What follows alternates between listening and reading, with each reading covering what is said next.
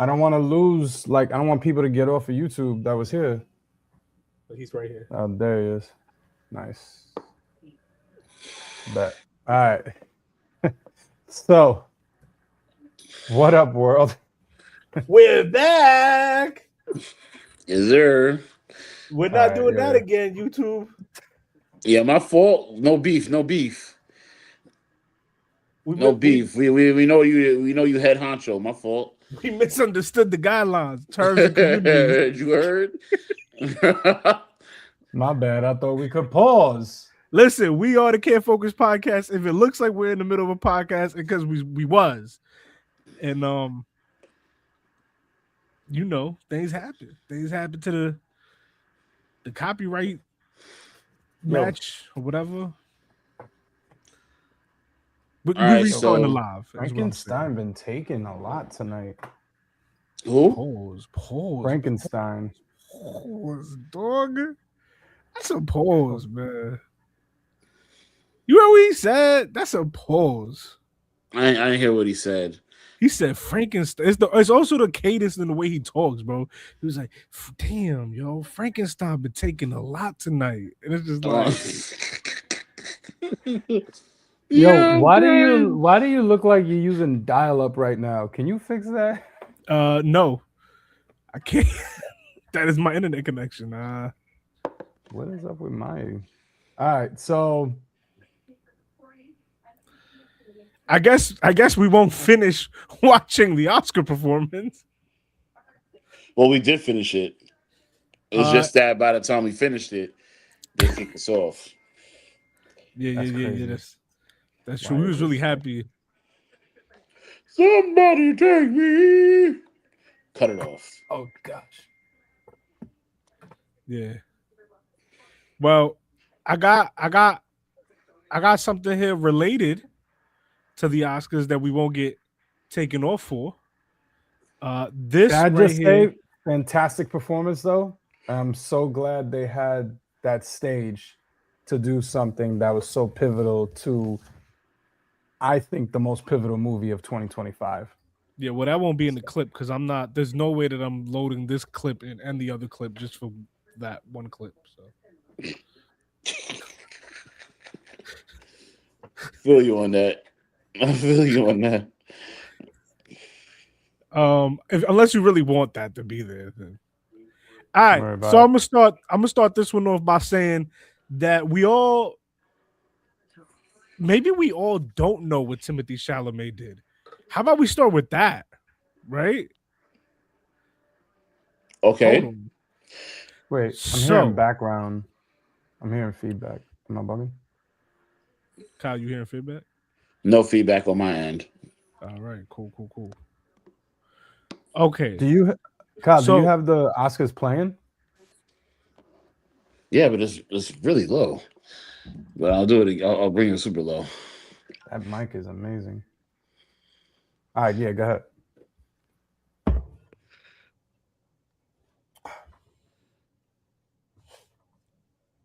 All right, my bad.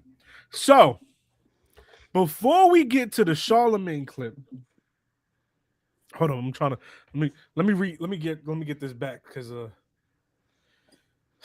I need this for the Avatar: Fire and Ash won for best visual effects over Sinners. Okay. I didn't see Avatar. What do you mean? Okay, they created that thing for Avatar. All right, so 100%. Avatar wasn't. No other movie on Earth was touching Avatar. The entire movie is just CGI. So I got this clip here with Charlemagne the God on his podcast. Continue. So I got this clip here with Charlemagne the God on his podcast with Andrew Schultz, claims that Michael B. Jordan hired John Davison to shout the N-word at the BAFTAs as a marketing tactic, right? He also, well, let's watch this. They still have this? The podcast? Yeah. Chalamet hasn't had a good Oscar campaign. Now, the best thing that happened to Michael B. Jordan, the best thing that happened to Sinners was hiring that guy to say nigga at the BAFTAs. That was the best thing. That was the best PR. Just slow down for a second. I just want to give you a little chef's kiss right here. That was the best PR. Because now the Oscars like, man, if we don't give it to him. You see what I'm saying? He changed the tide. You get the guy. The momentum was going with Timmy. It was going with Timmy. You get the plant to go there to Tourette's joint. And that's why they probably left it in the edit, even though they cut out the other stuff. You see what I'm saying? Yells out, nigga. Oscar. You go take that little BAFTA. Whoever got the BAFTA. Michael. No. He didn't win the BAFTA. Michael won the SAG, which increased his chances of winning the Oscar. That's what I'm good. saying? And he won the SAG after they hired the guy to say. So are you saying Timothy Chalamet? Yeah. I think there's more. There isn't. This is the moment they're talking about. Look, Talk, guys. With the guy in the middle, you see that? Go to the next slide. What are you laughing at? He's laughing at the guy with Tourette's. That's what he's laughing at.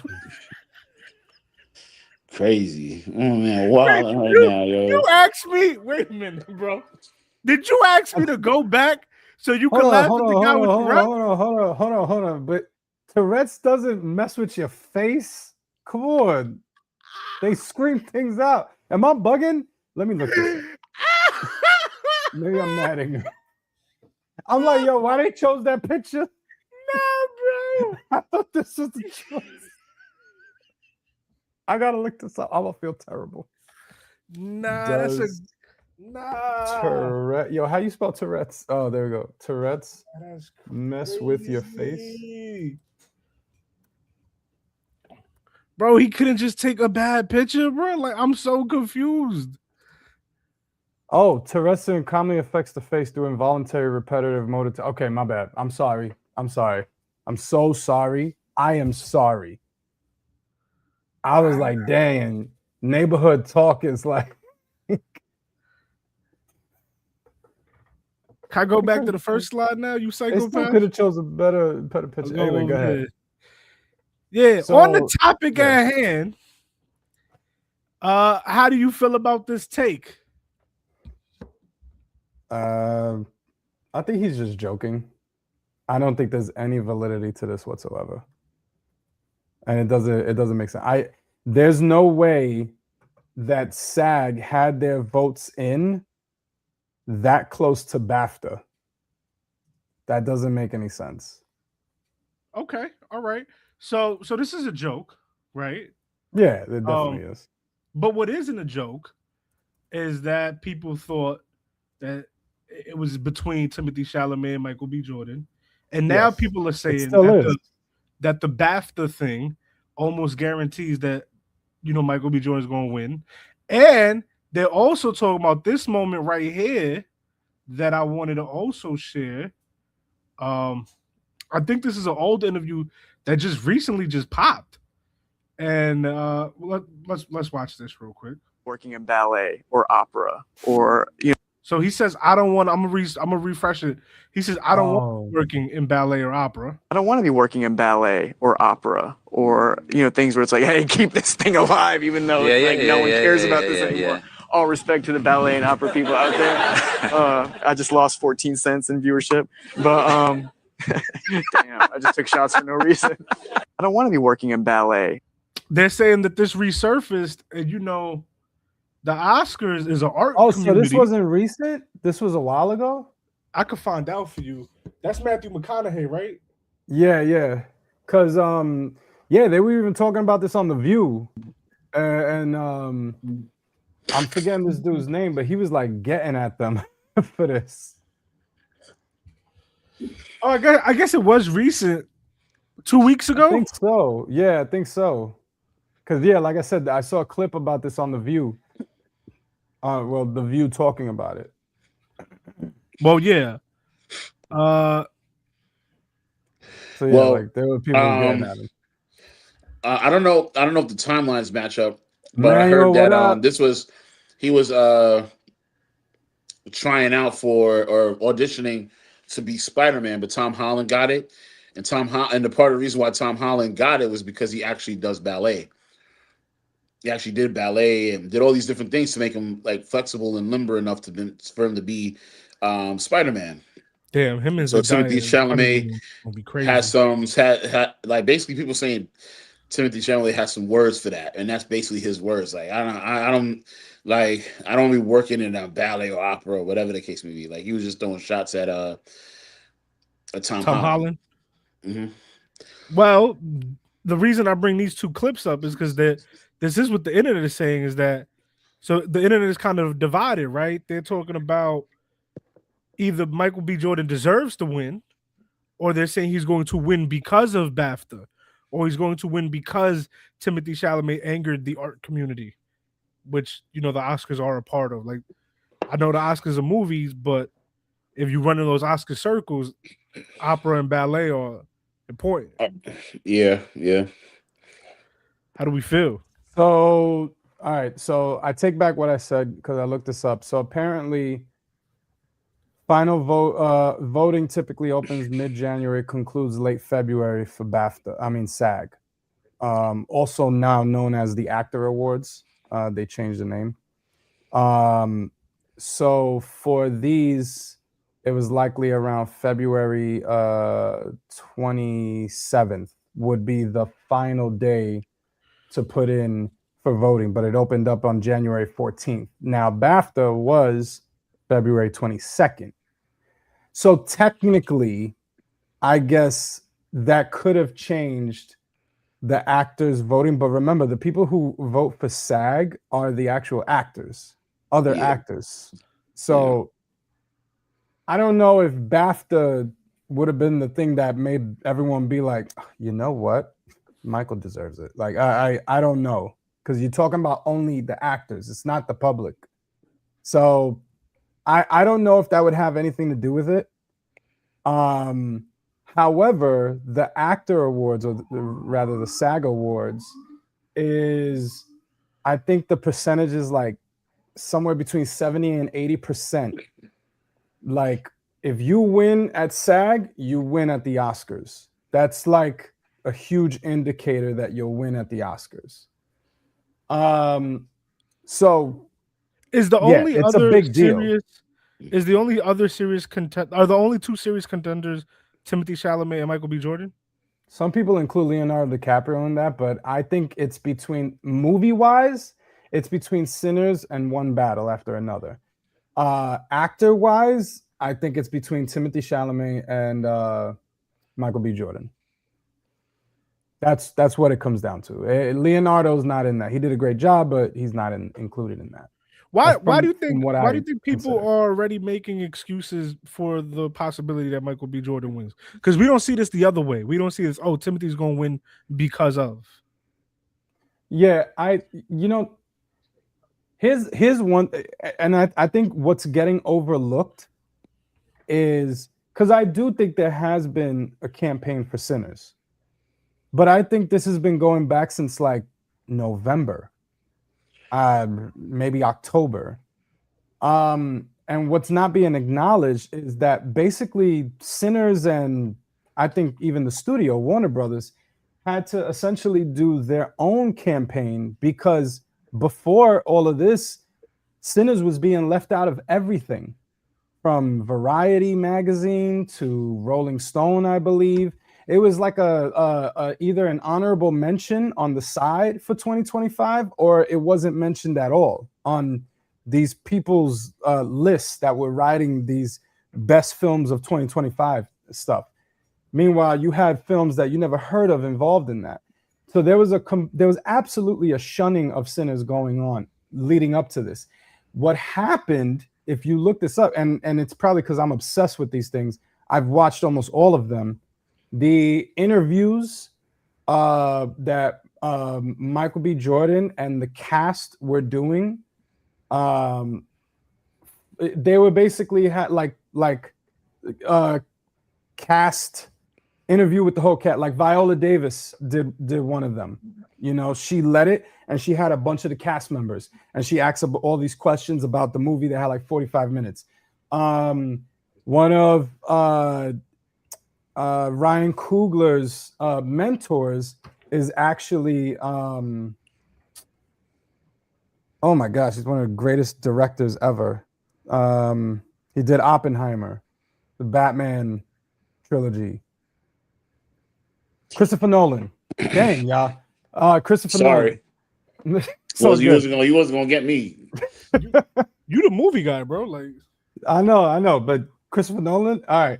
So Christopher Nolan is also the head of the Directors Guild. Christopher Nolan has a thing called the Nolan. It's like a presentation, the thing, the platform that he has, and it's Nolan something, and he had Ryan Coogler where they had a one-on-one for an hour. Then you had situations like Michael B. Jordan did Actors on Actors with one of the other guys that was nominated in the SAG Awards. He was in Delroy and Denzel had their thing that they did. Yeah, Delroy and Denzel. That was a good interview. Or a good conversation that they had. You had Directors on Directors with Spike Lee and Ryan Coogler. I believe that was recently too. Yeah. So, and where not like only Spike that, Lee was talking about how going to watch Sinners was like going to watch the Knicks play in the Garden. yes, Like, crazy. yes. So like you had all these things like, also Michael B. Jordan had, like I said, he had an hour-long interview with Matt Damon. So it's like these other actors / directors are coming onto these platforms, and they're leading these interviews with the cast and all of that. So, and I think that is the thing that is putting Sinners out there more. So yeah, like I do think that is something that shifted. Even the SAG-AFTRA Foundation, they had a whole panel for them as well. So I feel like there was a ground level type of grassroots campaign for Sinners going on because of the fact that they were getting left out of everything. Yet everyone was talking about One Battle After Another or Timothy Chalamet's performance. So yeah, I think that was the turning tide. And Michael B. Jordan winning SAG was, his chances have gone higher than Timothy's, but I don't know. I want to ask a question. Maybe just respond not as long-winded. Do you think? No, it was cool. It's informative, but I just don't want a repeat for the answer for this question. Yeah. Who do you think should win, in your opinion? Michael B. Jordan. Martin? There's no contest. Michael B. Jordan. So if Timothy Chalamet wins, I'm voting for everybody black, baby. I root for everybody black, baby. I don't even know. I don't know half of what Live said, but I root for everybody black. Should he win because he's black, or should he win because he had a great performance? No, Because what are you talking about? Because I want to say, when I heard Ryan Coogler's interview of what Michael B. Jordan did for this role, Ryan Coogler talks about how he has twin friends, like he has friends with twins. They have diaries, they write whatever, and they met extensively with Michael B. Jordan. So Michael B. Jordan could understand the dynamic of twins, like how twins have a dynamic, right? Let's put that in a box. And then let's talk about how Michael B. Jordan had to be two different characters with two different nuances onto themselves. Some people say three. Sir? Some people say three because Stack ends up becoming a vampire, and he takes on a very different persona after that as well. That's one scene. So, but anyway, for the whole movie, one scene. It's like mad scenes. What are you talking about? Yeah, where he's a different. Because throughout the movie he's trying to kill him as a vampire. My bad. Yeah. I was thinking about the not throughout scene. the movie, but it's okay. Yeah. You're right. Like three-quarters of the way in. Yeah, that's true. You're right. My bad. But hold up. But I want to get to the two, right? With two nuances onto themselves, right? So much so that Ryan Coogler says, I've known Michael B. Jordan since we did Fruitvale Station. Like, I've known him since then. He came through in character as Smoke. Or Stack, yeah. It was Stack or was it Smoke? I think it was Smoke. he came through his smoke, and he said something to him, thinking he's talking to Michael B. Jordan, and Michael B. Jordan responds in a southern accent, and Ryan says, "Bro, the blood in my body left." Yes. Because he had in that 1,000 example, miles yeah. there. He had 1,000 miles there. He embodied smoke. Yeah. We're talking about a guy who knows him, him. And he's like, method bro, acting. I was like, dog, I was scared. I was scared of Michael B. Jordan. I was scared of smoke. I didn't want no smoke with smoke. I was scared of smoke. So you talk about that. He does that while creating a twin dynamic with himself. They actually I know there's a body double there. The whole like place and stuff. But the twin dynamic is within themselves. But here's the thing, though. Like the other thing about this is that I want to just really share this real quick because I'm not playing anything. I'll give you an example of how crazy that is. Is I saw a girl write a comment, and then mad girls agree under it. And I think this is actually a good example of how good of a job he did at being two different people. Is the girl wrote, "Yo, I know Michael B. Jordan killed this role because the way I'm attracted to smoke and not attracted to stack is crazy." And it's the same human being playing dudes, bro. I don't think I ever see anyone more deserving of an Oscar. Yeah. And the other thing was that I recommend anyone who likes to geek out like with these things like I do. I recommend you.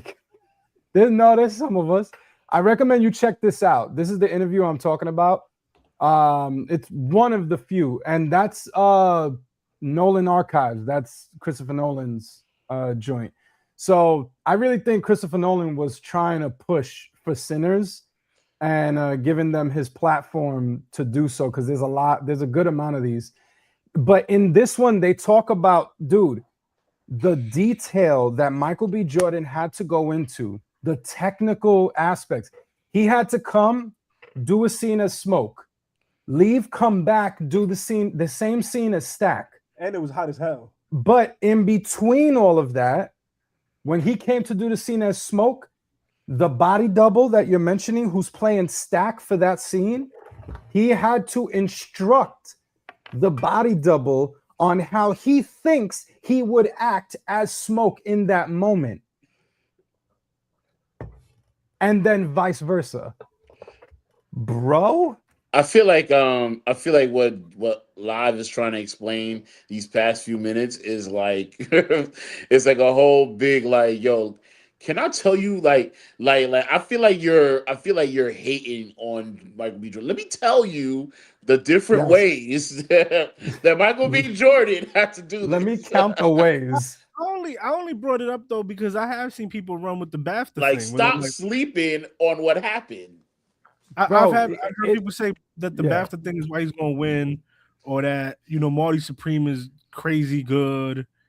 I haven't heard anyone talk about the other ones. I've really only heard Timothy be the other person that they talk about. And I just don't want people to be like, oh, Michael B. Jordan won because he's black. Or Michael B. Jordan won because a Tourette's dude said the N-word. You know what this is I honestly, I'm kind of like upset at Chalamet for even saying that, even if it is a joke. Because it really minimizes the effort and the work that Michael had to put in for this. Can I be real with you? I'm really happy you said. See, I love having this podcast because we talk and things happen in my mind that I wouldn't have thought of before. Right. You could be a little disappointed with Chalamet, even though it's a joke, because Ryan Coogler goes on the Breakfast Club and gives flowers to the Breakfast Club and talks about, oh man, if there was anywhere in the world that I would go and talk about this is the best place to do it. What better place than the Breakfast Club? And it's just like, man, why you ain't have the same solidarity back? I don't know. I feel like when Chalamet goes on this podcast, it's like he turns into a different person. Yeah, I was gonna say maybe that's just me. Yeah, I feel like he needs to put on for Andrew Schultz. That's what it feels like. Yeah, it feels like Like, I don't think he would have said that on the Breakfast Club. Like, and if you're saying two different things, then what am I looking at right now? Like, who are you, bro? Like, Yeah, I guess so. like, I You know really what? feel like You know what? your I was support- just go ahead. telling Joe the other day that I kind of have a problem with Crystal from Breaking Points because she sits there and he ha-has with Sager. And I just realized I'm a little hypocritical because Charlamagne does the same thing with Andrew Schultz.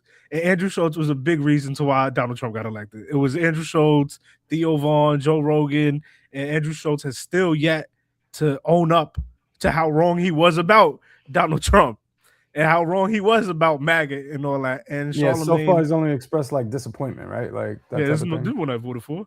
And Charlamagne every week goes in there and kikis and ha-has with him. But I like Charlamagne and I don't know a lot about Crystal, so that's that's what that is. I love Charlamagne. You know, like he's awesome. You know, like, and this is why I'm expressing this, is because I'm disappointed. You know, like Michael needs all the support that he can get right now, because half of this industry, at the very least, has been absolutely against him, his performance, and this phenomenal movie. And for you to go there and say something like that, diminishing it to anything less than the outstanding effort, performance, showmanship, and work that Michael B. Jordan had to put in, you're taking away from something that's great. You're taking away something from a Black actor who is trying to succeed in an industry that is literally leaving them out of the running, literally not counting them. And it's so representative of what we were talking about last week with like Jasmine Crockett and all that, right? Like, he literally had, like, we talk about how Black people step into a place and they have to work twice as hard as a white counterpart, right? Yeah. That he literally did that. Literally. It's not a figurative statement. He literally worked twice as hard. Yeah, that's funny. Dude, he did 2 performances in one movie. Yo, that's a short. I'm sorry. Can you say that again? I interrupted you, but can you do it? Because that's a short. That's funny. I mean, no, the message still got through. Like, it just use that as a short. He literally did that. It's 2 performances in one movie. A movie at the very least. Oh, Ludwig Göransson won. For what? For Sinners. Nice. Oh well, he knows Ryan Coogler since theater school or whatever. Since we're doing that, let's go here real quick. Oh, I don't have to share. And he talks about it too. His father was inspired by the blues, and that's how he got into music. I'm sorry. Before I go anywhere else, Martin, do you have anything to add to the Michael B. Jordan conversation? Nah. Okay. So, talking about that, let's get here. So this happened about like an hour ago or so, like a half hour ago.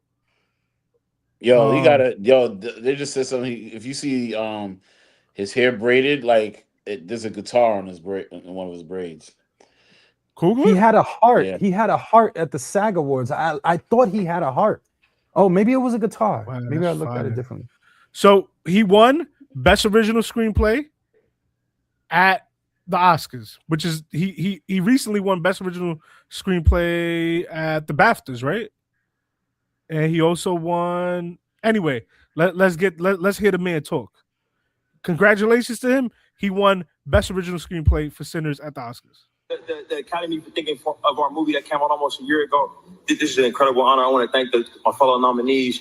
You guys, I want to thank y'all for the gifts that y'all movies were and for y'all friendship over the past years and months. I want to thank everybody that was involved with this movie, starting with Warner Brothers, Mike and Pania here. I want to thank the Academy for thinking of our movie that came out. You guys are amazing. Yo, you guys are, oh my God. Oh, nah, hold up. He told the cast to stand up. I just want to say that the copyright for the Oscars is crazy because even the Shade Room is clipping. They're not even playing the full thing. Yeah, no, you can't. Yeah, copyrights is crazy right now. You all are winners in my book. Y'all are winners in my book. Sevo Hyan and Zenzi Kugler, you guys are the best producers in the world. Zenzi, you're the best wife and mom in the world. Every day I get to spend with you is better than the one that came before. And to my parents who are here, thank y'all for all the memories. Thank y'all for making me believe. Oh yeah, I gotta write that one down. Every day.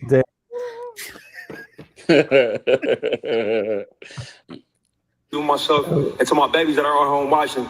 I apologize for all the time away. Dad loves you. Memories are all we have. I want y'all to remember this one thing. I love y'all more than anything. Thank you. You know what I feel about Ryan Coogler actually right now? When I was a kid, there was a CEO rapper that I really admired, right? Master P, because he talked about independence and he always bigged up all his artists. You know what I mean? And he did it in a way where it just felt strong.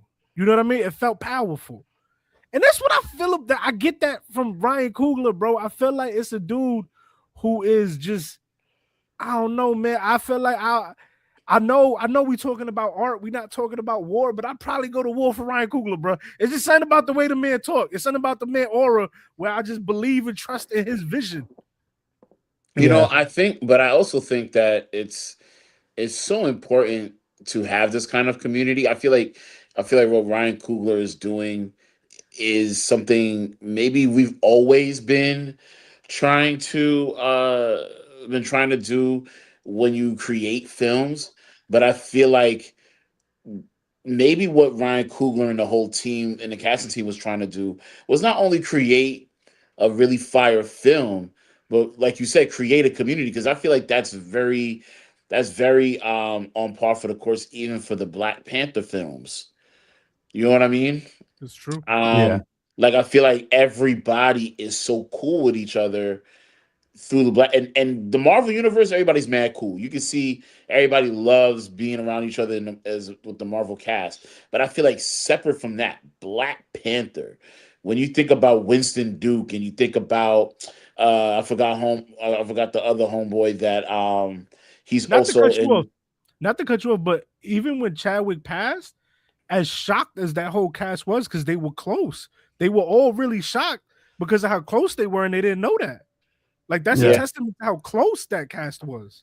I think that what Ryan creates is not just, I'm giving a couple people a couple opportunities to shine. Like he wants to create community with his films.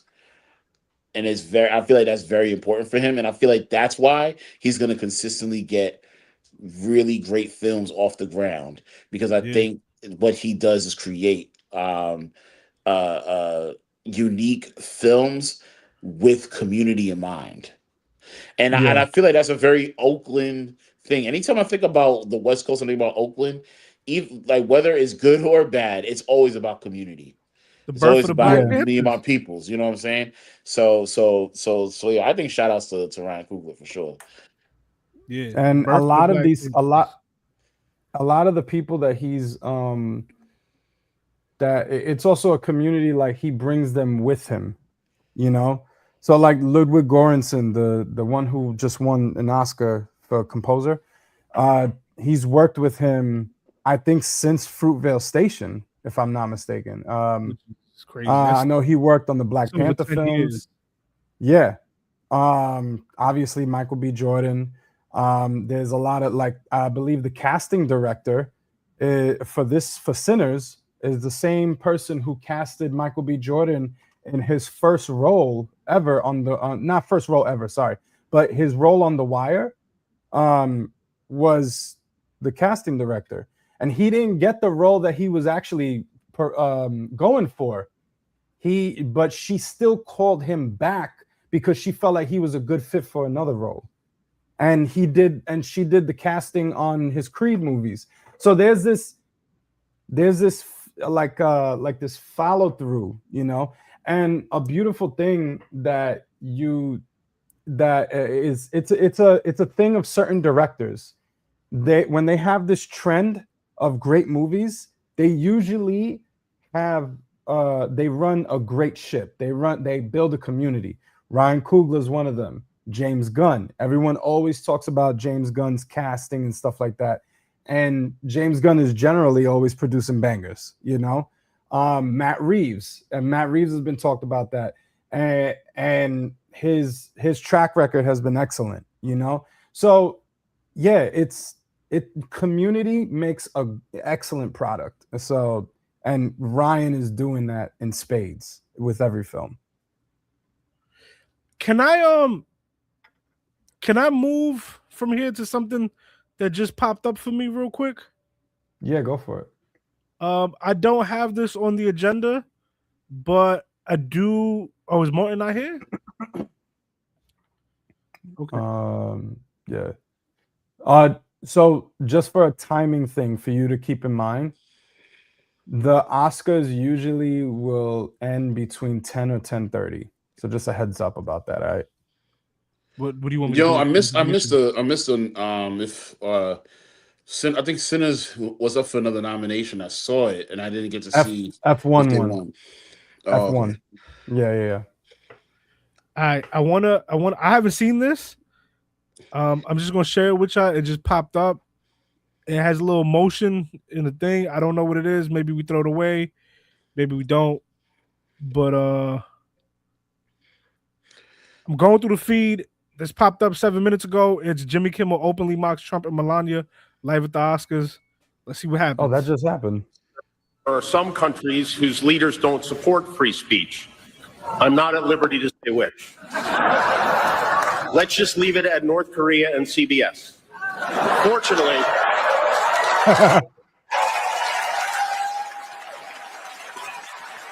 gonna pause, wait a little He bit. about to get his show cut off again. Yeah, he's been going in, bro. He's been going in for months now. fortunately for all of us, there is an international community of filmmakers dedicated to telling the truth, oftentimes at great risk, to make films that teach us, that call out injustice, that inspire us to take action. And there are also documentaries where you walk around the White House trying on shoes. That's Melania, right? Yeah. Here are the nominees for documentary short film. Okay, how do we feel about that? The Oscars is wild, man. Yeah, because I'm sure y'all know, but yeah, Melania, there was a documentary on Melania released. Actually, I think that was this year. But yeah. Yeah, how do you feel about, my son being on the world stage again, talking crazy after we had to save him? I love it. Honestly, I'm neither here nor there on the matter. I think my question is, do you guys think, despite the fact of how much we are not fans of Trump, do you guys think that he's the most disrespected president of all time now? People said it was Obama at first, but what do you guys think? Like, is he the most disrespected? I'm not asking whether or not he deserves the disrespect, but yeah, he is. As a seated president of the United States, where we're supposed to give the utmost respect to, right? Do you think that he is the most disrespected president of all time? No. Yeah, I definitely think so. Well, so let's talk about it. Why yes, why no? Because I know that you said that it to not like quantify. What is it? Quantify or qualify it? Whichever one works here, guys. I know you said not to do that with does he deserve it, but I think you kind of have to say that when you're comparing him to Obama, because what did Obama do to be dragged through the mud for wearing a tan suit, right? Be black. Or having that be black, yeah. And then when we talk about right, or actually a sitting president putting out a video of him being a monkey, right? But then when we talk about Trump and we go, why is Trump being disrespected?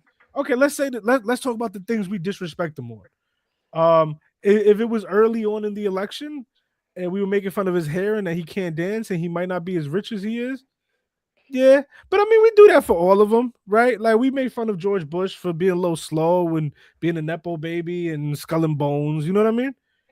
If we get deeper though, and we talk about him being a PDF file,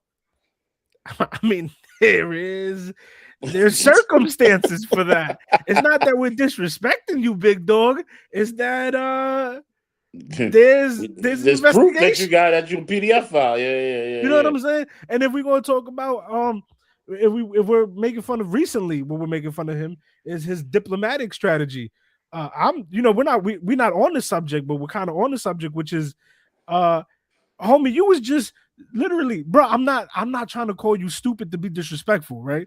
But if you was my mans and you was president, and last week you was like, yo, England, we don't want you, we don't need you, because we don't need you to pop in after we win the war, right? And then today you like, yo, where my allies at for the Strait of Hormuz thing? The Strait of Hormuz.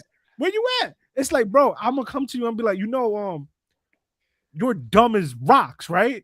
Like, because if you're gonna need somebody, you don't disrespect them. You know what I'm saying? Yeah. Like, that's like he literally went to the UN, disrespected every country in the world.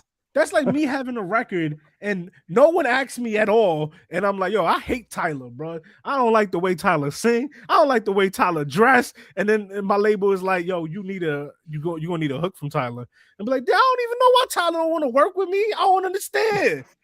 Like, bro, you stupid. Like, I don't know. Maybe you are the most disrespected president, but you deserve, like, you worked for it. You worked really hard for it.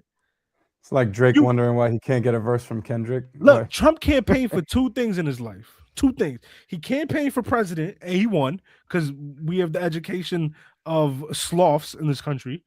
And he campaigned for something else. The second thing he campaigned for was stupidest person on the planet, and I think he flying colors, baby, winning across the board.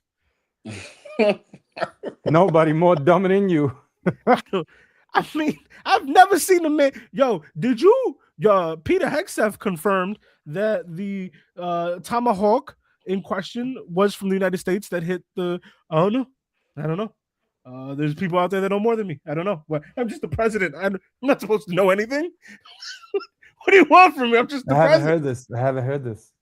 Bro, what? I have heard is many people talking. What? That's what I used to say when I was in 8th grade and a book report was due. And my mom would be like, yo, Jay, why you ain't do the book report? Like, I didn't know. I didn't know we had a book report. I didn't know. I'm only in the 8th grade. I'm supposed to know we got a book report. This is true. Yeah. This is the best film editing Sinners was nominated for. Yeah. Right. See if they win. Oh, hello. One battle after another. Do you guys disagree? Because the question was, and I think I'm going to title the segment, "Is Trump the most disrespected president ever?" Did I answer it wrong? While I agree with you, I was going along the lines with what Martin originally said in the parameters. Yeah, like as a sitting precedent. Yeah. So I would agree with you, Kano, that yeah, as far as deserving it, Obama was absolutely more disrespected than him. But if you're taking that out, I think you have from actors to news, singers, press, songwriters, news, non-mainstream media to mainstream media, and then every late night host on earth does an impression of him as well. You know, you have people in other countries that make fun of him. There's actually a play that's out in another country. I forget, dang, I sent it to my coworkers, but it's in another country and it depicts Trump as this, he's the villain in this Broadway-ish type of play. And he literally, by the end of it, becomes this oversized monstrosity that because of how much that he takes, like he consumes, like pause is everywhere, but like he's I don't know, but he looked like Jabba the Hutt by the end of it. So I don't know, but I don't want to. I don't want to. There's a lot of effort that's put in. He gets a lot of miles on. I don't want to make him a victim though, because I'm not making him a victim because he fully deserves all of it. That's why he's getting so much of it, because he deserves it. Yeah, but I was gonna say I don't want to make him a victim though, because like I feel like every president goes through that. Like Biden, the Let's Go Brandon, they was going crazy on his page. I feel like every president gets disrespected. but not quite like Trump. I feel like I'm not quite like Trump. And I do think a part of the reason, a huge 98% of the reason, is probably because it's of his own his own fault. He's the reason why. I don't understand I don't understand why he doesn't understand that. But I do think like, yo, he like, I'm not saying he gets a lot of flack. I'm just saying he gets disrespected a lot. Hey, And Sinners won.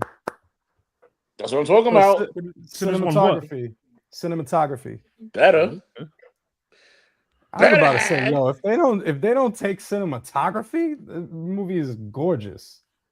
Yeah, he shot that joint. I'm upset Delroy didn't win and Woonmi didn't win. I'm upset about that. I'm upset that Delroy didn't win. So is WC. Like, when I kid you not, bro, like when that chain gang scene, I kid you not, this is what made Sinners one of my favorite movies.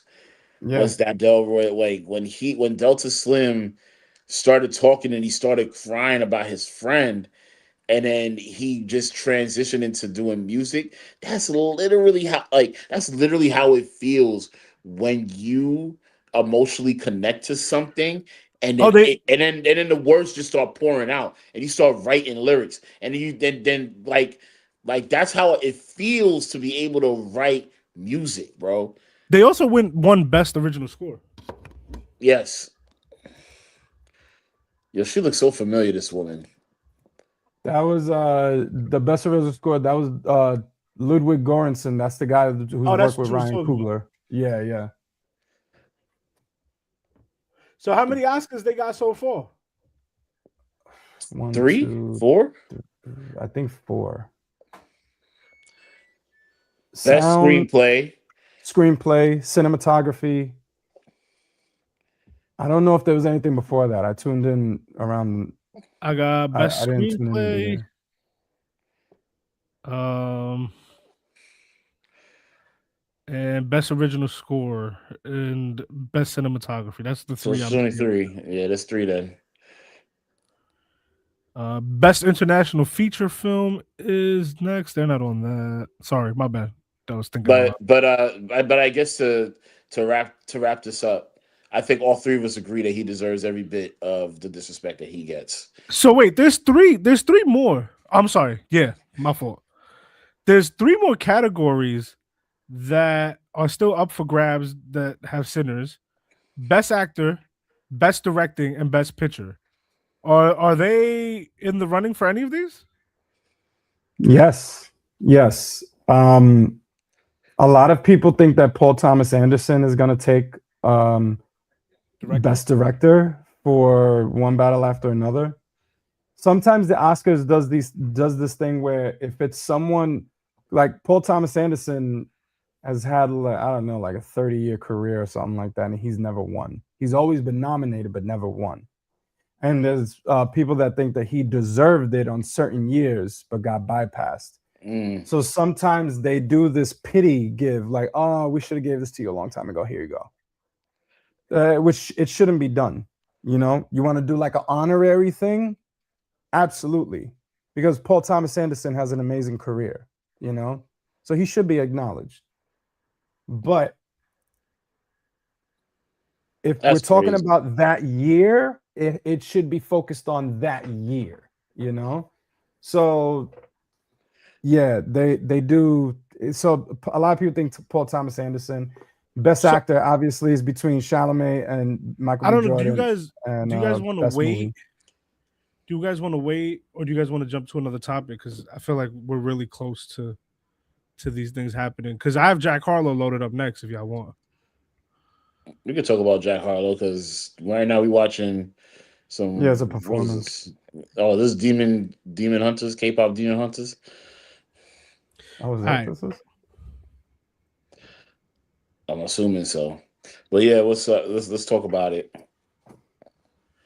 I just want to preface by saying I haven't heard the whole album yet. So we talking about Jack Harlow. I heard half. So we talking about Jack Harlow and his new album Monica. Some of us have heard some of it. Some of it heard all of it.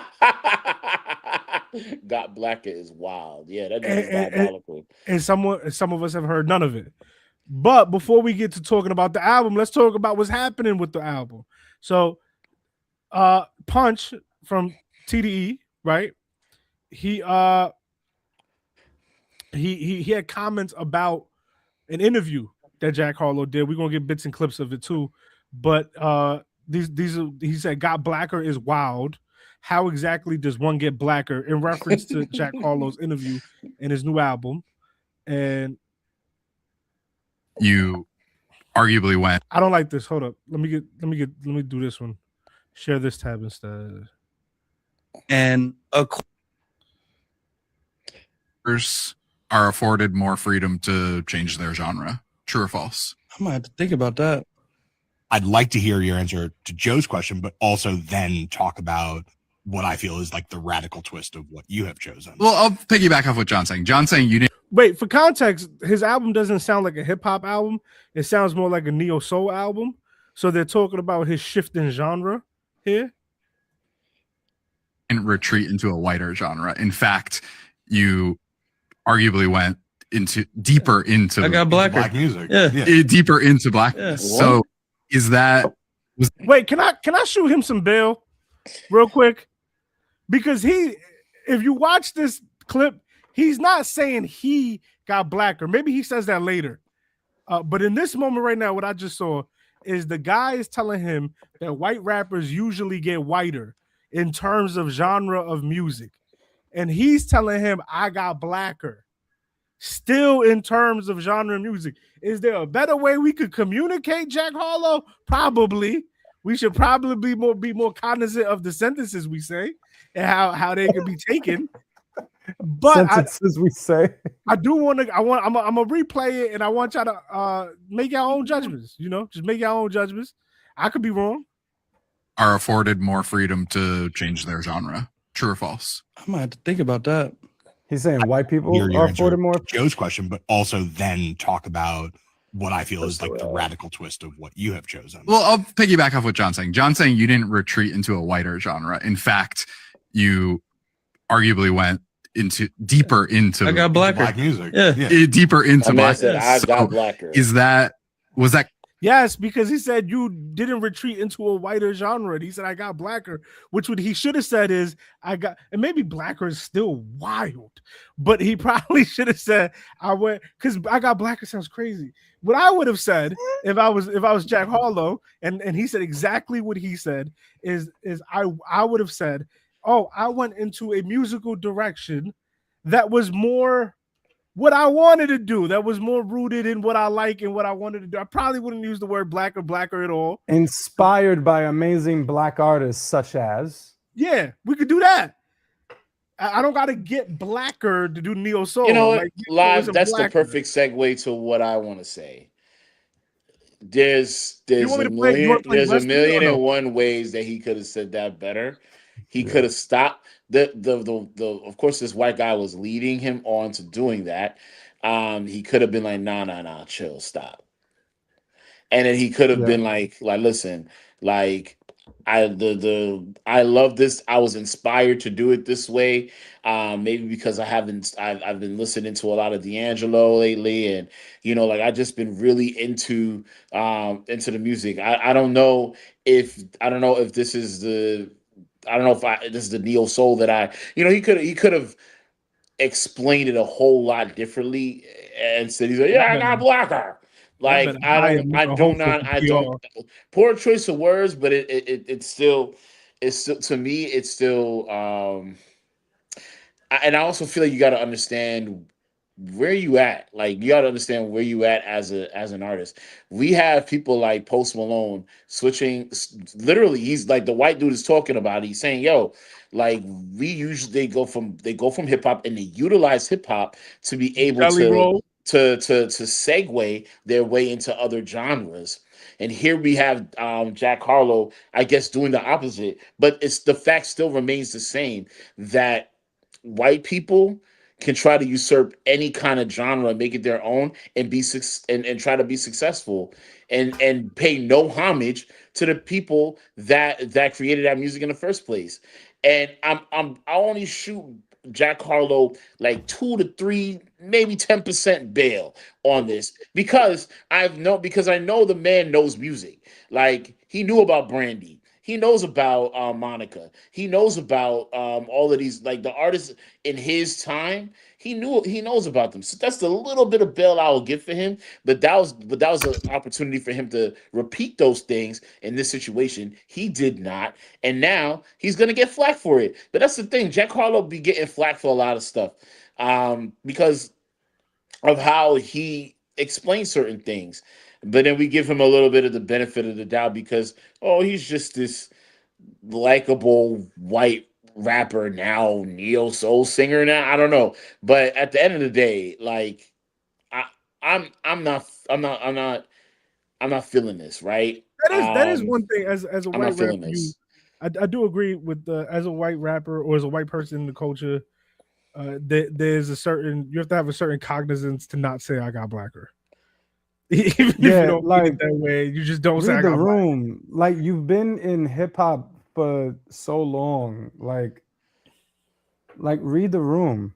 Like, come on, dude. What were you in a padded room with no internet for the last 3 years from your last album? Like, come on, dude. Like, this is not like it's easy.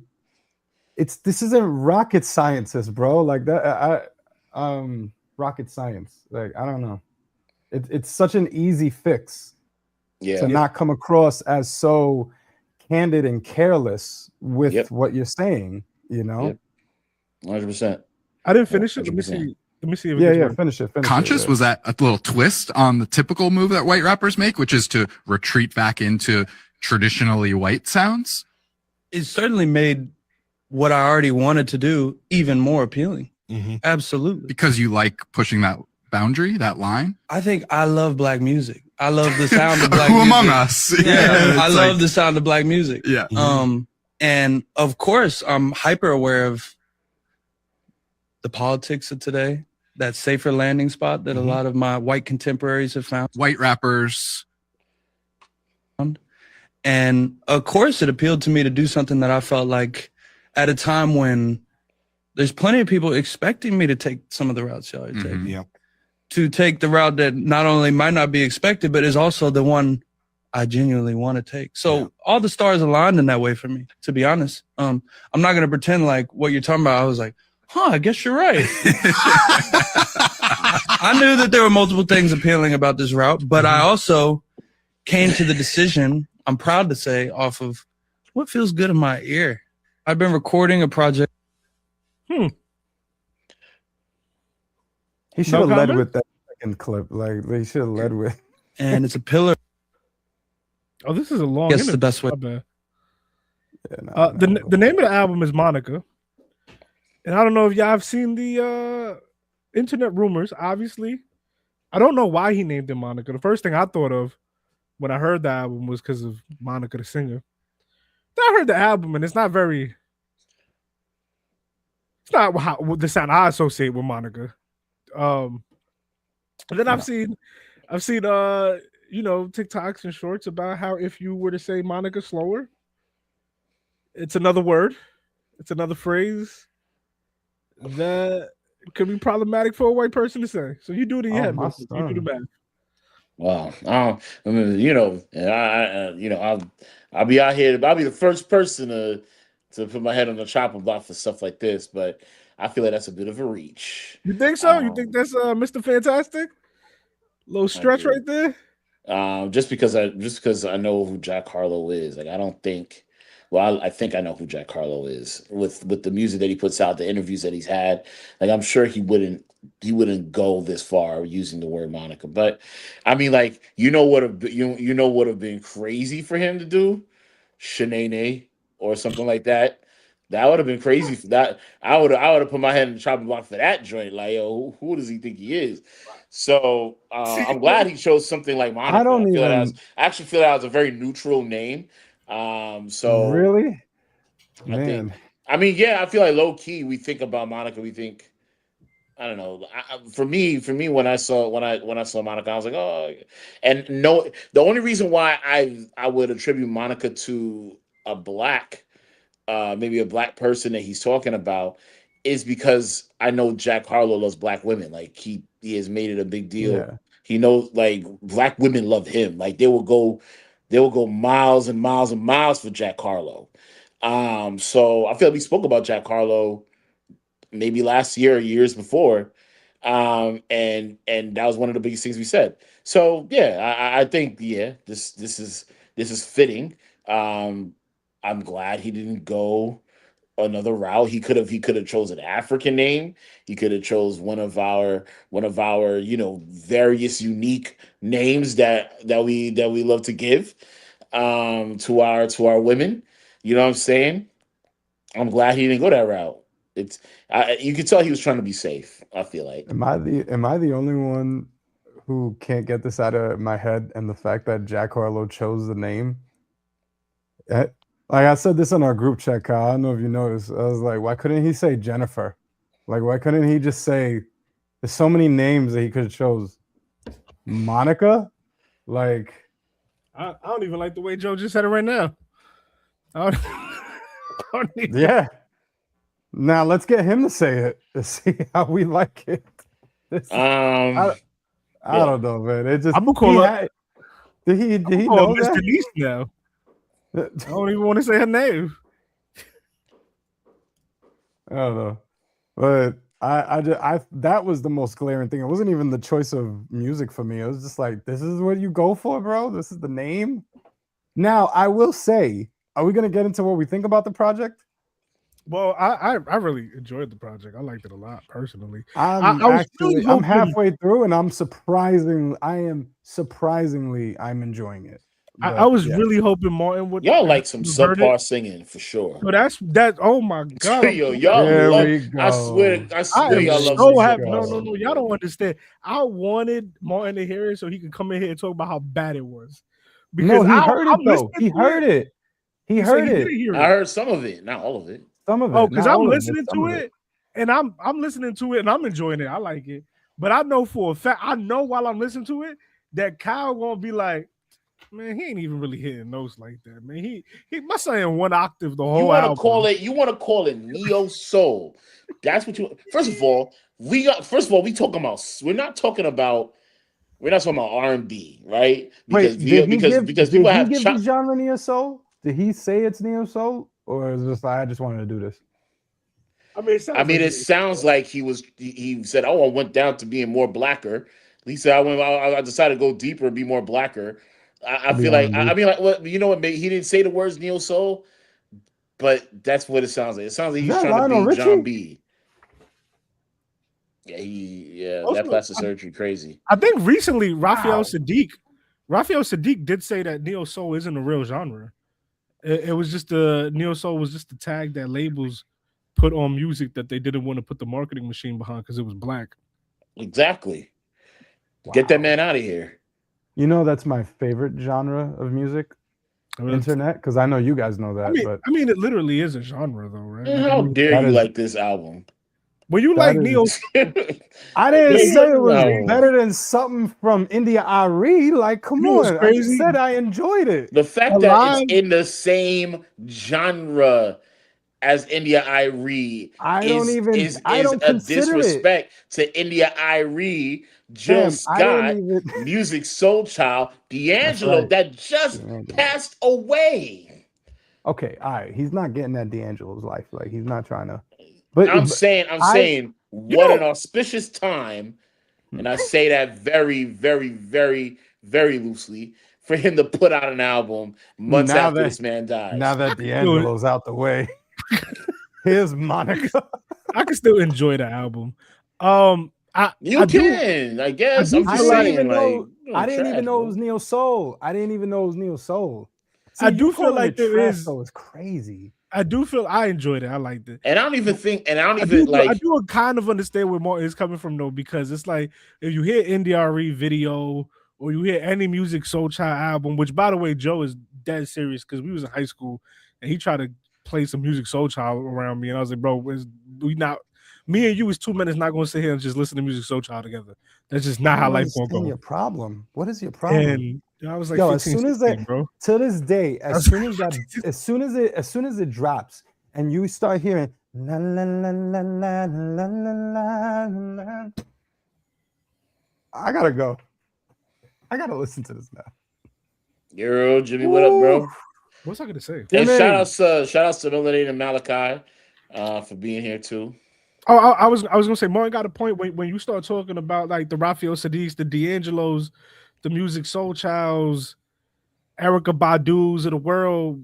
It's kind of hard to, Is that call who this he neo mentioned? soul. No, he doesn't. I'm just saying that's who we okay. consider neo soul, right? Yeah. No, yeah. This I is didn't- best look, original song. Like I said, I don't consider this. I didn't even think of neo soul when I heard this. I just listened to like K-pop Demon Hunters won over I Lied to You. I need to see this movie. I need to see this movie because that's crazy. The popularity of that song. I don't even know the song, but I know that the popularity of it is insane. That's disgusting. But I'm yeah, sorry, I don't know. what? I don't know if as an adult I'd take it over I Lied to You. This is probably the only award they're gonna get tonight, though. So The kids love K-pop Demon Hunter. Oh, she's but yeah, but in all honesty, I'm listening to it. it. I'm trying to listen to it. Maybe I shouldn't have known it was I shouldn't have heard I shouldn't have heard the rumors before I saw the song when I heard the song, but because when I listened to it before I heard like the neo soul stuff, to me it still sounded very hip hoppy. It still have a little bop to it. Some of the beats were very hip hop like, and right. That's why I didn't think neo soul. The way that he was singing was kind of like him, kind of rapping over the beat in a singy songy way or whatever the case may be. Like the Let Out or something like that. You know? Like maybe it's a neo soul version of Nelly, I guess. I don't know. But it definitely was different it wasn't different for Jack Harlow, because I feel like Jack Harlow has songs where he's sing rapping and whatever the case may be. And we compare him to Drake, and Drake does that all the time. And Drake, he comes from the school of Drake. It says that in the thing. So right. I feel like yeah, okay, there's some things going on with that. But once when you say, yo, it's neo soul, like, you need to get that out of here, bro. Kick that joint to the garbage. Like, you're not disrespecting my people like that. Real rap. I wouldn't. I would not put it in that category at all. I'm just surprised at how at the fact that I am enjoying it. Right now, Lucky Day will probably be considered like, or Elamine will be considered like neo soul, or Duran Bernard will be considered neo soul. Duran Bernard just recently won an album. You know what I'm saying? Won a Grammy. Lucky Day has one of his albums is like, I forgot it was a few years ago. So good. Anyway, I'm sorry. You know what I'm saying? Like we're comparing, we're not comparing, but we're putting it in the same, we're putting him in the same breath as these artists who work really hard on their voice, their talents, their songwriting, their arrangements. You know what I'm saying? Like, this is stuff that even people like Beyonce is really good at arranging, but is she good at lyric writing? Not really. Like, these are people who are actually amazing at all of these different styles. And then we have, and then we want to say, oh, Jack Harlow just felt like putting this out. You know what I'm saying? Like, yo, go to country, bro. Like, go do something different, my guy. Like go do something that your people want to do.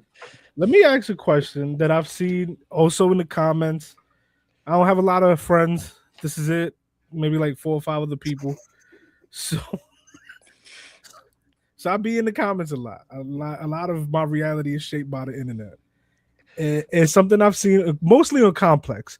Because if you catch the news like on the Shade Room or Neighborhood Talk or Hollywood Unlocked, you don't really see these type of comments.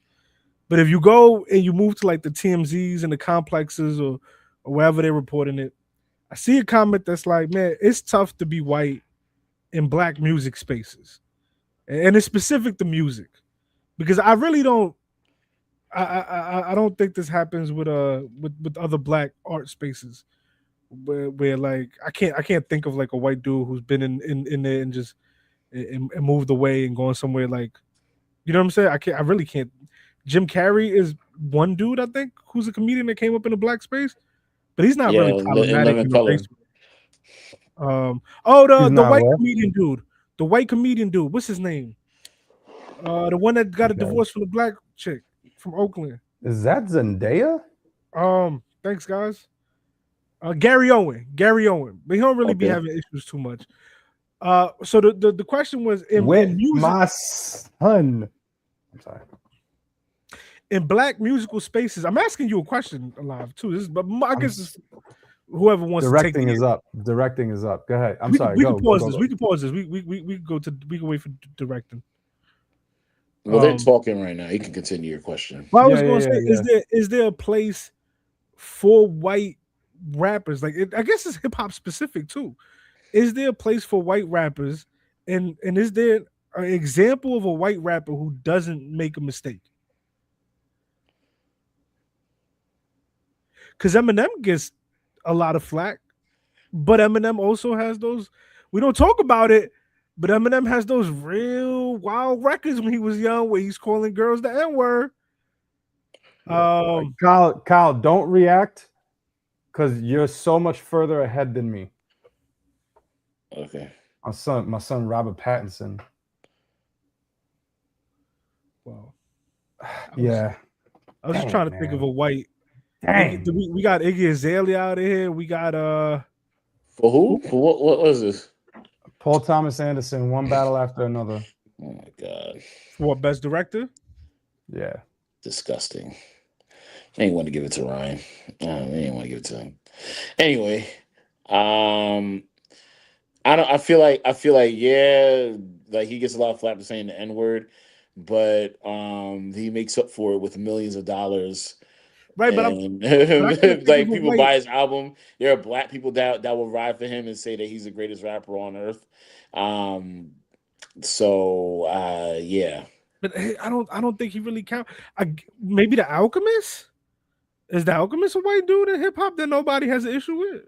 But here's the thing: like he's mostly known for production more than he is for rapping. Yeah, that's and I feel like producers get a little don't get much flack. Period, because nobody really be checking for them like that. Only the diehard hip hop heads are gonna be looking for producers. Yeah, like so does it not exist? Is there no white? Is there no white rapper that like hasn't caught flack for being white? Not for being white, but doing and saying things. I'm going to be. I said this. I said this a couple episodes ago. We do not check for y'all, white people. I'm saying this. We don't check for you. We don't check for y'all. Like you check for Mac us. Miller. Mac Miller. What flack has he gotten? No, that's one that has no flack. Yeah, you might. Yeah. Here's the thing. But no one. I'm saying I don't know. No. What I'm trying to say is that we don't check for y'all. Y'all check for us, and then we gotta check for y'all. Like that's really the whole situation. When you said we don't check for y'all, but then y'all gotta check for us. I'm saying white people be checking for checking. I get that part. I get that. That part I got. And then we G check y'all. We have to G we gotta defend ourselves behind that. So at the end of the day, that's my point. That's the issue. That's the issue that I have is this white people get caught getting no. It's when you say I'm now blacker. Yes, Punch has every right to be like, in what realm are you blacker? Because you decided to do a neo soul album? Get out of here. This is what we're talking about. When y'all say stuff like that, then we gotta G check you and be like, bruh, chill. You need to bring it down a couple notches. So yeah, Jimmy, that was just for directing, but There's an argument that they just gave it to Paul Thomas Anderson because the Oscars feel like they owed him from years ago. He's like an OG director, and a lot of people feel like he was snubbed for some past stuff. So, but many people feel like he deserved it. That Ryan deserved it for Sinners. But here's a lead actor. We're in lead actor again. But that's my point. Poker face. That's my point. Like we don't do like we leave y'all alone. You come to our genre, we leave y'all alone and y'all make y'all money, y'all do y'all thing. You all right. But the moment you say something is when you start wilding out. That's why Mac Miller don't get the flack that he got, because he didn't say anything crazy. Eminem got flack because he said something crazy.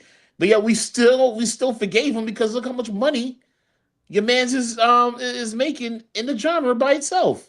So you can miss me with that, bro. But you can miss me with all of that. White people need to sit down, bro. The saying about it, like, oh man, why you keep making it so hard for us? Oh my god, make it so hard. No, we don't. Y'all win Grammys, y'all win Oscars.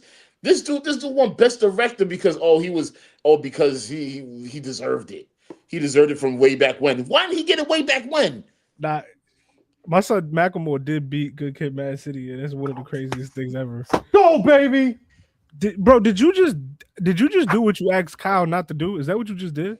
Yeah. I'm after him. Mama.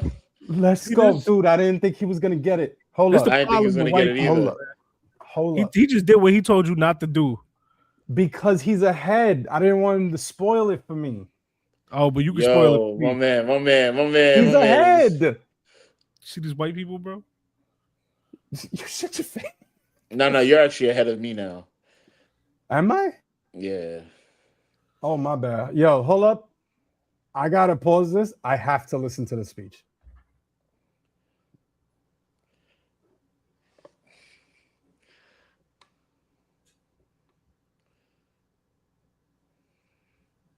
Well, guys, while the whole world pauses to watch Michael B. Jordan take up everything, I just want to tell all of y'all that I'm happy that y'all here. If y'all could go like all of that good stuff. Are you laughing at me? I thought you was watching. Are you laughing? Are you laughing? You funny, bro. Yeah, I don't even know where my remote went. I do want to turn it up my dang self, but I don't know where my remote went. Copyrighted again, right? Right? We gonna get copyrighted if we show the speech. This is my dad came back from. His dad was in Ghana. I'm just showing a little bit. Man. God is good. God is good. And Michael B. Jordan, Sinners, actor. We're gonna get kicked. He got the leading role. That's it. That's all I'm sharing. I'm done. My bad, y'all. That's beautiful, man. I'm gonna wait for the not copyright version on the Shade Room.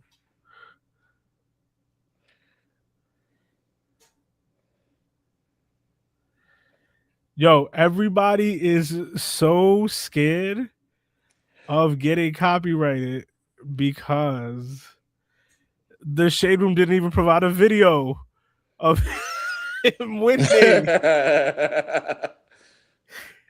Congratulations, Michael B. Jordan. He wins Oscar for Best Actor. He went up against Timothy Chalamet, Leonardo DiCaprio, Ethan Hawke, Wagner Moores. He was the only black actor in that whole square. Yeah.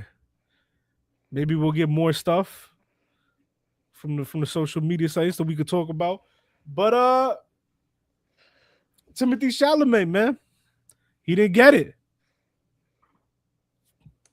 I wonder what kind of stuff people are going to say about that. Huh? I do hope that he is just praised and celebrated for the victory, and there's no other commentary associated with the win.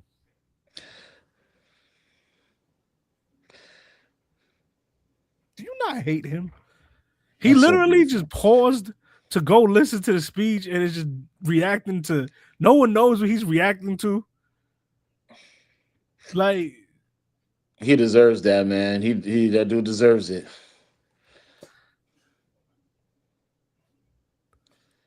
I just want to let y'all know. I feel like I don't know the track record of how many black people have won Oscars, but I do know that black people Denzel had to be, in He the lost words his of life. Jadakiss, Denzel.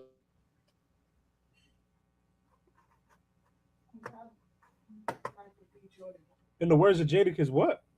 Why Denzel had to be cooking before he took it, or Halle Berry had to do it with a white White dude. man, Papa to get an Oscar. Yeah. So in the words of Jadakiss, I feel like this was by a black director, black leading role. Amazing acting. And it's not just an antagonist or evil person. This is a person that is what's the word I'm looking for? Complex. It's so much complexity behind these characters. And I feel like this is a really great win just for black actors in general. Like we can be anybody that we want to be and still be able to blow it out of the park. You know what I'm saying? So I'm really excited for that. The list of black Oscar winners: Stevie Wonder, and now we add Michael B. Jordan to this list as well. You have a list? That's It's the right list here. right there. Is that an accurate list? That's what Google gave me. Oh, do you want me to check my sources? You should probably put leading actors. Ah, okay. So before the 226 Oscar ceremony, 5 black performers have won Best Actor. Sidney Poitier. That's why he named these people. Sidney Poitier in Lilies of the Field, Denzel Washington in Training Day, Jamie Foxx in Ray, Forrest Whitaker in The Last King of Scotland, and Will Smith in King Richard. And only one black woman has ever won Best Actress, and that's Halle Berry from Monsters Ball. That's the one where she showed herself. That's crazy. So that tells you like the out of all the black women, they got got one her more. that And black one. men. You showed us something there. Add one more for Michael B. Jordan. Listen, that is in the. We're watching a legend in the making because that is an impeccable list there. I know Forrest Whitaker isn't as high profile as the rest here, but Forrest Whitaker is a absolute legend. Oh my gosh. In acting, and then the He's rest you don't even have to talk fantastic. about. Sidney Poitier is Sidney Poitier is the groundbreaking. only one that to be honest with you, I haven't seen. I've seen clips of, but I've actually never seen anything from him. Groundbreaking. If you talk, we're talking like Richard Pryor, groundbreaking. Sidney Poitier is. Denzel Washington was the man growing up. That is, in my eyes, if you was to ask me who's the best actor of all time, you gotta talk Leo and you gotta talk Denzel. Like Denzel is amazing. Jamie Foxx and Ray, that specific performance is one of the best performances. The only performance that I could think of that like reminded me of that is like Will Smith and Ali. And I'm kind of shocked that Will Smith doesn't have Ali, but he got King Richard here, so it's cool. But Jamie Foxx and Ray really made me believe that he was Ray Charles, and Will Smith and Ali really made me believe that he was Muhammad Ali.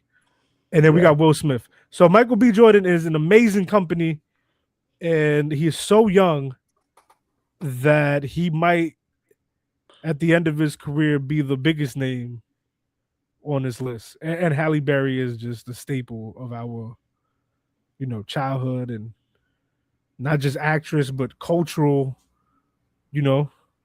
cultural star.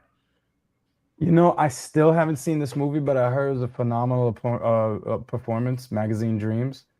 But unfortunately, because it came out after the whole court case and all that. Yeah, that joint is so crazy. Even though it was him stepping back into the industry, it didn't get much focus. But I heard that it's really good. Wow, I'm kind of sad that we can't get more. We can't share the Michael B. Jordan speech for the win. Yeah, that's kind of sad. I'm sure once one of these outlets share it, then we share what they share, you know? Yeah. Maybe with the clip, we could just add that into it, you know? That's true. You know, just full screen. I wish there was a way we could pause the live to watch it together and then come back to it. Yo, I swear, yo, when white people be hugging each other, it's the craziest thing. What? I'm sorry. They were hug like the way they be hugging each other, bro. Be wild sometimes. I'm sorry. Yeah, this dude Ryan Coogler. By the way, also Jonathan Majors was one of my favorite actors. I think he's. Oh, you must have loved that Creed movie then. Loved it. Yeah, I'm sorry. You know, now that he went through what he went through, so sad that he when will he ever get an opportunity to get an Oscar? Now he out here doing right-wing movies. That's a tumble. You think that girl ever wonders why you think she ever like feels bad that she ruined his career? No. Nicole M. I stayed up to see MBJ win. It's 2:31 a.m. here. Wait, where are you from? Also, like and subscribe. I appreciate you joining us. Shout outs for you being here, Nicole, for sure. Yeah. Shout out to you. Let us know where you're from, and Nicole. we in the same boat. I mean, not that it's 2:31 a.m. over here. We in the same boat that way, but we definitely in the same boat with the MBJ win. Like we was here for that. Yeah. I would have I wouldn't be staying up till 2:30 in the morning. As soon as I wake up and I see it on my phone. Yeah. But to be quite honest, this is I feel like it's such a great it's a great opportunity. I caught one. Oh, you caught what? A little clip so that we don't get. No, you sure? That's definitely the old one. That's definitely Viola Davis. That's SAG, yeah. I'm sorry, guys. I'm over here. You can play it though. It was fantastic. I've been wondering what she said, but in that she said, "You're shining harlot, Michael B. Jordan." It's right here. It's right here. But I don't want to get copyrighted again. Yeah, no, I know. You need the shade room to play. We got any more topics right now, or we? Yeah, I got one that's so stupid to go to now, but you know, but here we are. And listen, there's always topics. Whatever you want. I'm your topics guy. I mean, we could have just landed the plane though. I mean, it's 10:30. Oh, you're not committed? We gotta see the movie. We gotta see what wins best movie. Oh, okay. I guess we're going the last one. All right, so here, if we could try to get through this, we have Kevin Hart and his wax doll, and people reacting to his wax doll. So that's Kevin Hart. So Kevin Hart got a wax doll. And... Nah, who did that to him, bro? Kevin Hart says, "WTF? What did I do to these people? This is an attack. Who in the F is this? At this point, these museums are just trying to make me cry. This has to stop. I demand a redo. Damn it." And The Rock said it's perfect. Wild. The Rock said it's perfect. Don't you? Yeah, I love The Rock. Yo, The Rock.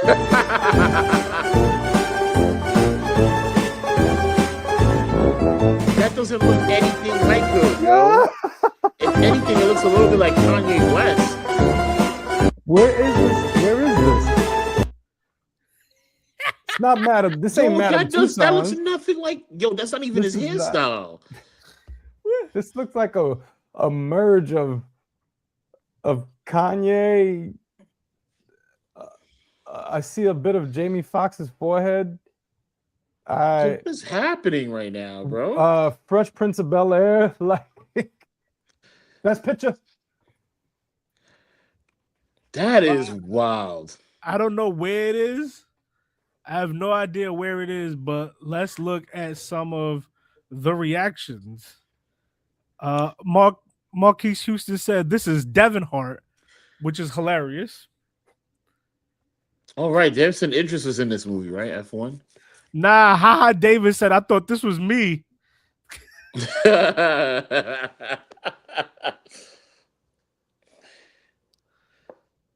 Yeah. Yeah, a lot of people commented, but I want to get back to this. Who is this? Is a great question. How do you mess this up this bad? That's a really horrible rendition of Kevin Hart. I don't see it. Anytime I see it, I see him less. I'm so nervous. Can I zoom in? This is it. Come on, sinners. Come on, let's take it home. That's Kevin Hart, yo. Train Dreams. Who cares about this? Get this off the screen. But yeah, it's a good movie. But yeah, Kevin Hart looking crazy right now, bro. Woo, here we go. Who?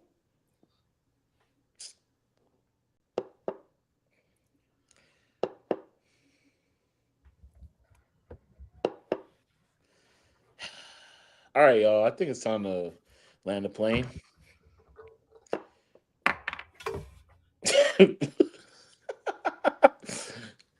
Yeah.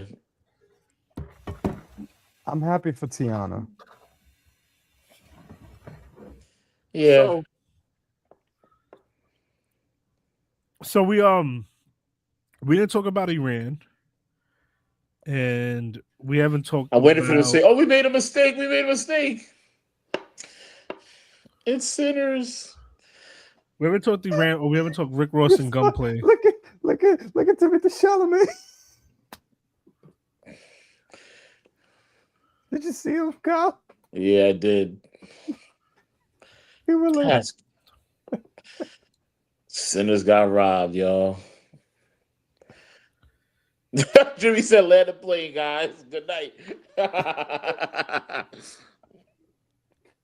This is that hurts. You know what though? Wait. Before we land the plane,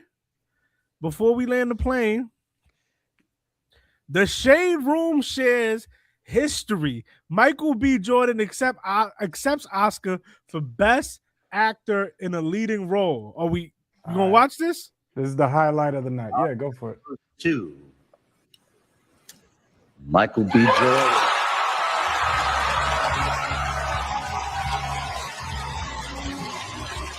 Oh my gosh. I guess we can't win them all.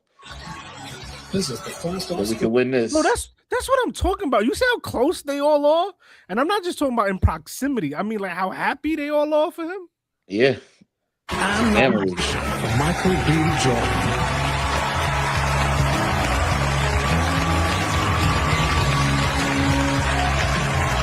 So this looks really bad. And the Oscar Who man, God. Yeah.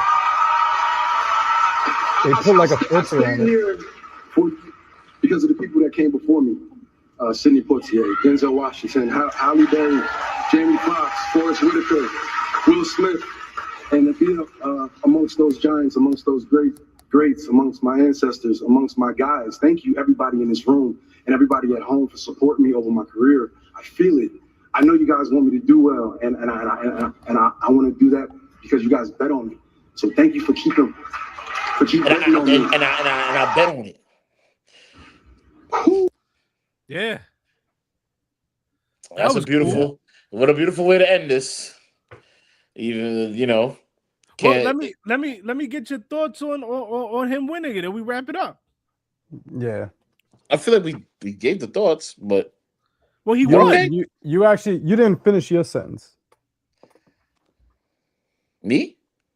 Yeah, you were talking about like the impact on you, and then we shifted. I don't remember, but the impact that it has on me is that it just if I'm thinking about the impact on me, I think about how far Michael B. Jordan has come. He was a kid actor to where he's at right now is wild. It just goes to show that you gotta keep working. You can't stop. We gotta stay consistent. Every Sunday You know, we do the podcast. You know what I'm saying? you know, we Let's get some awards, y'all. Like, you know what I mean? Like, that's how I feel. Like, let's not stop until we can't do this anymore. You know what I mean? you know, we're all Michael B. Jordan day ones. Y'all know he was in Hardball. Yeah. Yeah, I remember you showing that on the story. That's so mind blowing. Like, I literally could say I was here from day one. I really went and got Hardball and watched Hardball, cry when G Baby died, play Big Papa when I was playing. Play Big Papa whenever I played sports with a non-skippable CD player. It was crazy work. I don't know how they did Hardball. Yeah, but it's crazy, man. Like to see Michael B. Jordan, like you said, go from being the kid on hardball who's not allowed to play baseball and becomes like the kid that hangs out with the bad kid with the gangsters to being the superstar he is now. That's crazy. Yeah. It's a beautiful situation right there, man. And it just goes to show we can't stop. Can't stop, won't stop. In the words of Diddy, unfortunately. But Me and Joe fortunately. just can't make a neo soul album. You can make one just as long as you sing really good and you got the soul, because there's blue-eyed soul. I don't got that. I don't got the good voice. Yeah, then don't do I'm it. be hitting a lot of them Jack Harlow notes. Yeah, don't do it. It's crazy, man. The fact that he's, like you said, like where he is now, compared. That movie was in 2001. Isn't that crazy? I still got the Straight of Hormuz guys. I'm not interested. Okay. I just want to keep it like this. This is fine. This is the first time we spoke about something that hardly had much to do with politics, and let's just keep it like that today, y'all. It's cool. I think Jay, next Sunday, I'm do pretty a sure clip there'll be a bunch tomorrow. of craziness that It's happens. really depressing. We'll do a really depressing clip tomorrow on Straight of Hormuz. We could. I mean, it might get real. Not to talk about it, but it might get real shaky in the next few days there. So we might have to talk about it. Yeah. Because P. Hexaf is saying it's safe, and they're saying they're blowing everything up there. So it's something they're either going to have to put boots on the ground, or we're going to be paying like $70 for gas. It also doesn't make sense, even with the Marines that they're sending over. It's a death trap that they're sending. This isn't a people in. clip. We're just talking that we probably should. Yeah. All right. Yeah. This Anyway. week with it. Yeah. But with that being said, y'all, first and foremost, shout outs to y'all who came through in the chat. Nicole M, I want to give a big shout out to you for, I don't know if you're still here, but the fact that you, it's 2:31 a.m. wherever you are, and you still came through to drop a comment just about us talking about Michael B. Jordan and everything. It means the world to us. Please like, comment, share, subscribe, all of that good stuff. Shout outs to Jimmy for being here. Shout outs to Melanie to Malachi for being here, Dub C for being here, Emmanuel for being here. We literally had to transfer from a live that YouTube cut off to this one, and we still was able to bring you guys over, and you guys still was able to come and chill with us, and that means the world to all of us, for real. Much love to y'all. With that being said, we're signing off. Thank you for rocking with us and watching the Oscars. This is the Can't Focus podcast, where we focus on everything and nothing at the same time. I go by the name of Martin Hopeful, and you can find me at Martin Hopeful. I go by the name of Alive. You can find me at Alive Raps.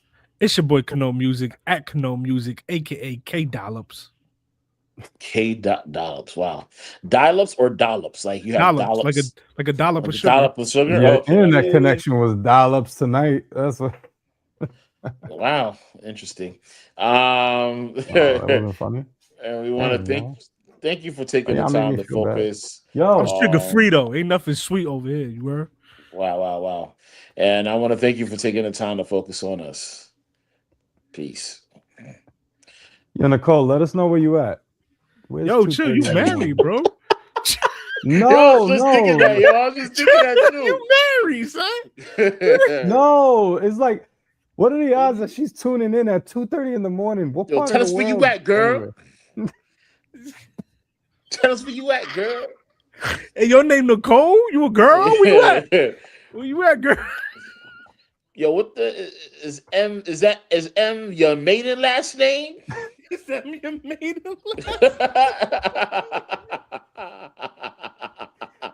Oh man, Can't stand y'all. But then me making a joke about his dial-up was I mean. forgot. I can't wanted to stand play y'all. a game, but we can't play with 3. Never mind.